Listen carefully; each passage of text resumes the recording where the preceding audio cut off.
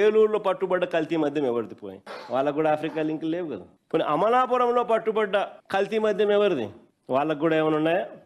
నేను చూపించిన ప్రతి చోట వీళ్ళే మ్యానుఫ్యాక్చర్ చేస్తున్నారు లిక్కర్ని అంతా. అనకాపల్లి పరవాడలో పట్టుబడ్డ రుత్తుల రాము, మన స్పీకర్ గారితో చక్కగా వెరీ క్లోజ్ అసోసియేట్, చక్కగా ఫోటో కూడా కనపడింది. మరి పరవాడలో పట్టుబడ్డ కల్తీ మద్యం ఎవరిది? కల్తీ మద్యం ఫ్యాక్టరీ, ఆ మద్యం అంతా ఎవరిది? పోనీ అక్కడ టీడీపీ నాయకుడు రుత్తుల రాముకు ఆఫ్రికాతో సంబంధాలు ఉన్నాయా? ఆ నుంచి స్పిరిట్ వస్తుందా? వీళ్ళు కొడుతున్నారా? తమ మాఫియాలో భాగమైన ప్రైవేట్ లిక్కర్ షాపులకు సప్లై చేసేది చంద్రబాబు నాయుడు గారి మనుషులే. తమ వారు నడిపే బెల్ట్ షాపులకు సప్లై చేసేది కూడా చంద్రబాబు నాయుడు గారి మనుషులే.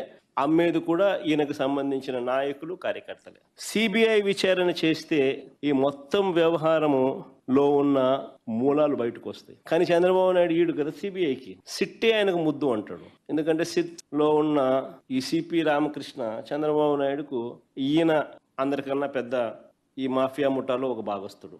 ఆయన ఆధ్వర్యంలోనే, ఆయన పక్కనే, ఆయన పర్యవేక్షణ చేస్తా ఉన్న ఇబ్రహీంపట్నంలోనే ఫ్యాక్టరీలు బయటపడతాం. సిపి రాజశేఖర్ అంట కనపడతా ఉంది. ఆయనకు సిట్టే ముద్దు. ఎందుకంటే డైవర్ట్ చేయాలి కదా మన టాపిక్లన్నీ డైవర్ట్ చేయాలి అని అంటే, తప్పుడు ప్రచారాలు చేయాలి అని అంటే, ఇలాంటి వాళ్ళు ఎవరైతే సిండికేట్లో భాగస్వాములుగా ఉన్నారో వాళ్ళ చేతుల్లో అధికారం ఉండాలి కదా.